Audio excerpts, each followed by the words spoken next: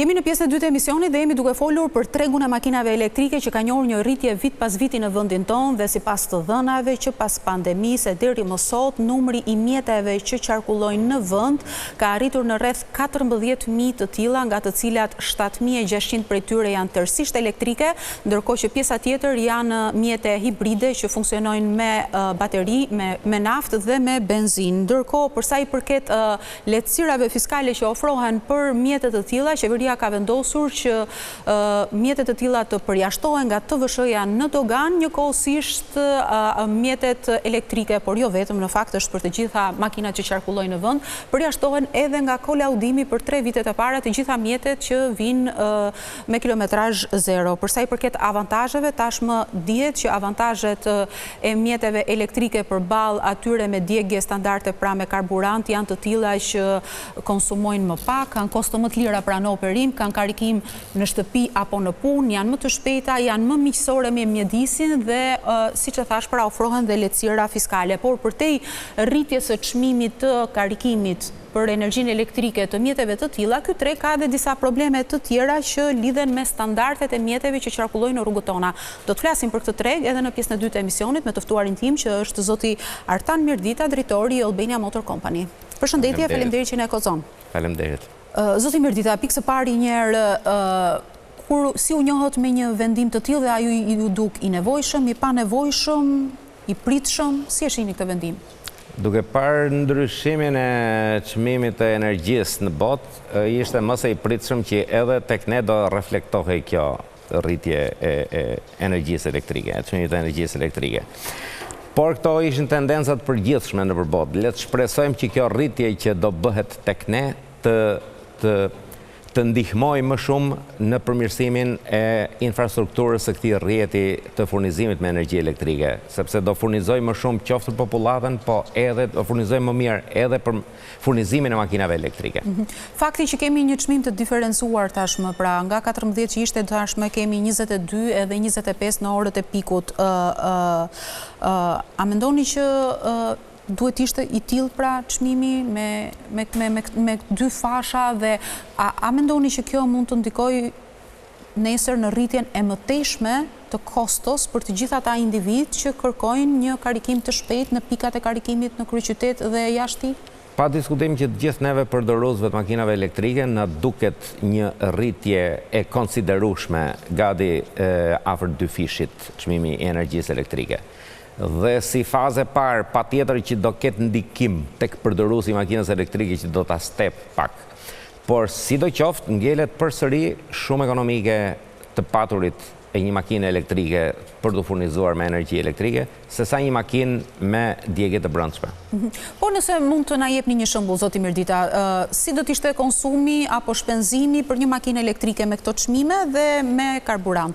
Për të dalë ke ajo që sapo ju thatë që vazhdon të mbetet në avantazh makina elektrike edhe me këto çmime. Në qoftë se me çmimet e deri më sotme të energjisë elektrike, diferenca e konsumit të një makine me motor me djegje të brendshme në raport me motor me furnizimin me energji elektrike ishte 1.5, 1.6, sot me ndryshimin e çmimit do zbresim në raportet 1.3, 1.3.5.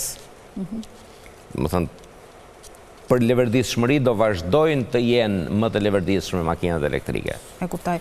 Ndërkohë, Shqipëria, zoti Mirdita, ka kohë që po ndryshon dhe flotën e mjeteve duke le të themi importuar mjete pak më të reja në raport me vitet e tjera, pra që i kishin moshën mesatare gati 15 vite.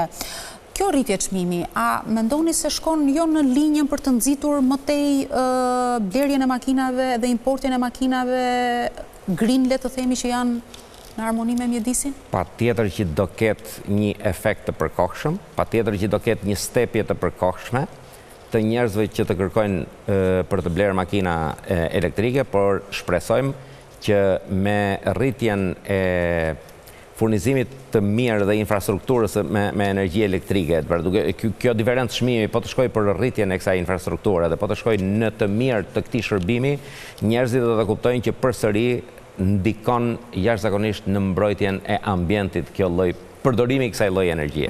Po në fakt, zoti Mirdita, a kemi në infrastrukturën për të ofruar shërbimin e karikimit të mjeteve elektrike në çdo vend, në çdo qytet dhe në çdo kohë? Pa diskutim që jemi në fillimet tona, kjo infrastrukturë ka nevojë për zgjerimin e mëtejshëm patjetër. Të pikave. Dhe ka nevojë për mbështetjen edhe nga shteti të qoftë të pikave të karikimit shtetërore, qoftë të kompanive private që nesër pas nesër do ta ofrojnë këtë shërbim të karikimit të mjeteve elektrike. OSHA në fakt sapo njoftoi apo sapo e ka thënë që është gati në krijimin e një kompanie le të themi publike që do të ofrojë karikimin e shpejtë të mjeteve elektrike dhe në 2 muajt e parë të vitit 2026 do të kemi një pikë, një qendër le të themi që do të ofrojë 10 pika karikimi të mjeteve.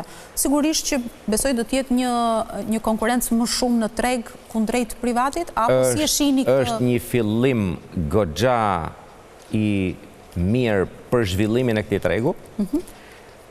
Dhe shohim që në perspektivë po të shtohen këto pika, do shtohet dhe interesi i publikut për të përdorur makina elektrike si më të gjelbra për ambientin. Më të leverdishme. Në fakt, në të gjithë vendet që përdorin makina të tilla, zoti Mirdita, ka edhe stimuj fiskal, patjetër, për të nxitur sa më shumë importin e tyre. Në vendin tonë kemi vetëm përjashtimin nga TVSH-ja në import dhe siç thamë edhe përjashtimin nga kolaudimi, por që ajo është një masë në fakt që prek të gjithë makinat e reja. Mjaftojnë këto masa? Si kanë eksperiencat vendet e tjera?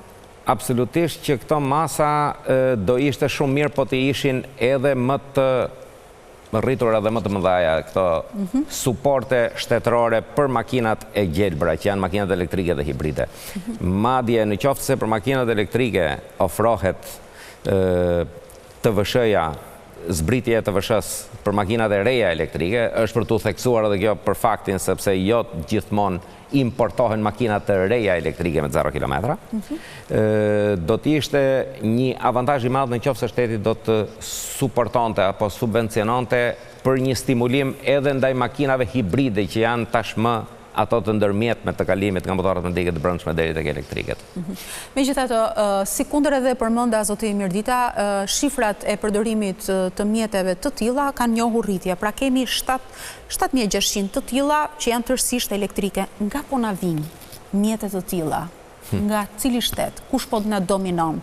Nga Europa apo nga kontinente të tjera? Fatkeqësisht shumica e këtyre mjeteve vijnë nga Kina. Pra, jo vetëm nga Azia, por nga Kina janë shumica.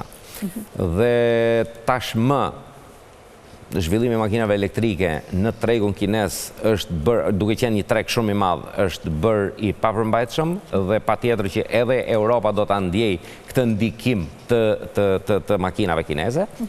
Por ne në shtetin tonë kemi një dizavantazh që lejojmë të futen vërtet makina prodhime kineze, por pa standarde europiane. E kuptoj. Çfarë do të thotë pa standarde europiane? Ku qëndron problemi që unë të përdor apo të bles sot një makinë kineze, e ardhur nga Kina, po themi, dhe një makinë që vjen nga Europa? Në fund të ditës, ata njerëzit që e prodhojnë në Kinë nuk e duan vetëm dhe prodhojnë cilësi të dobët, që të gjithë ata që na dëgjojnë ta kuptojnë diferencën. Prandaj ta bëj këtë pyetje. Në fund të ditës, edhe kinezët vetë prodhojnë makina që i përshtaten standardeve europiane. Dhe ata vetë prodhuesit e këtyre makinave e deklarojnë gojarisht që për të plotësuar standardet europiane një makinë na del shumë më e shtrenjtë që në prodhim. E kuptoj. Dhe këto standarde janë për të ruajtur jetën e atij përdoruesit dhe të atyre pasagjerëve që do ketë ai përdoruesi i makinës me vete.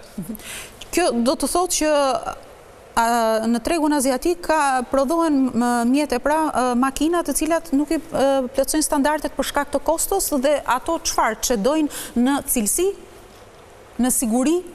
Nuk është cilësia e funksionimit të makinës, se sa është siguria e jetës së personit që është brenda në këtë mjet.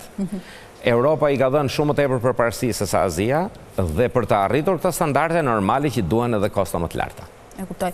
Po nëse mund ta bëjmë pak më të prekshme dhe më të kuptueshme për qytetarët, cili është ajo pjesë e mjetit që vjen nga Azia që mund të ketë cilësinë pak më të dobët në aspektin e sigurisë? Për shembull, po të marr një shembull, sistemi frenimit i një mjeti që vjen nga Kina dhe i një mjeti që vjen nga Europa, a ka diferencë?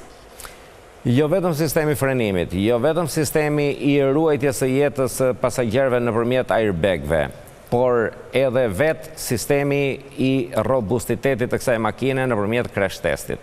Nuk ndodh një aksident njësoj si me një makinë e pa certifikuar me një makinë të certifikuar. Nuk po përmendim këtu dhe faktin e përdorjes së materialeve për ndërtimin e këtyre makinave, që Europa kërkon cilësi më të lartë, duke filluar që nga materialet e komponenteve të ndërtimit makinës dhe deri ke rezartimi apo elektromagnetik apo i të gjitha pjesëve elektrike që ka makina në përbërjen e saj. Por që ne, si kundër ju e përmendet, fatkeqësisht po na dominojnë mjetet të tilla që po vinë me këtë lloj cilësie, me këtë lloj sigurie? Deri më sot na kanë dominuar dhe shpresojmë që shumë shpejt ne për të plotësuar detyrat e shtëpisë për përgatitjen për të hyrë në komunitetin evropian, shteti jon do t'i kërkoj plotësimin e këtyre standardeve një siç kërkohen në të gjithë Evropën. E thënë ndryshe, për aq kohë sa edhe objektivi i qeverisë është për të antarësuar brenda këtij mandati qeverisës, ju thoni që brenda këtyre 4 viteve në vazhdim ne do të kemi një frenim, do të kemi një bllokim, nëse mund ta quaj kështu, të importit të mjeteve që do vinë nga Në plotësimin e rregullave të komunitetit evropian shpresoj 100% që ky ndryshim të ndodhë. E kuptoj. Edhe një pyetje të fundit, zoti Mirdita. Ka zëra njerëzish që thonë që mjetet të tilla elektrike, nga që janë të pakët në numër në raport me totalin e mjeteve dhe flotës së mjeteve që qarkullojnë në vend, dhe që sigurisht na dominojnë ato me karburant, nuk e kemi ekspertizën e nevojshme, pra pikat e servisit në tërësi flasët, mekanikët në tërësi, nuk e kanë eksperiencën e duhur për të ofruar shërbimin e servisit për mjetet të tilla. Në fakt, si është e vërteta? Pa diskutim, këtë e tregon edhe vetë numri i këtyre makinave në përqindje me të gjithë tregun e makinave. Janë duke u bërë hapa përpara në këtë fushë që po përgatiten specialist për riparimin e pjesës, pikërisht të pjesës elektrike të tensionit lartë që kanë këto makina elektrike. Deri tash lë shumë për të dëshiruar, të shpresojmë që në të ardhmen do të kemi një ndryshim me të vërtet cilësor në. Po ky është një realitet për të gjitha pikat e servisit që ndoshta janë të licencuar, por për pikat e koncesionarëve që ofrojnë këtë shërbim. Koncesionarët janë të gjithë të përgatitur për mirëmbajtjen e një makine elektrike dhe për riparimin e një makine elektrike. E kuptoj. Mirë, zoti Mirdita, unë falenderoj që ndave me mua këto opinione. Faleminderit juve. Nderuar miq, kemi sërish një shkëputje publicitare dhe do rikthehemi në pjesën e tretë e emisionit, do të ndryshojmë tërësisht temë, pasi do të flasim për treguesit e buxhetit të shtetit, vetëm pas pak.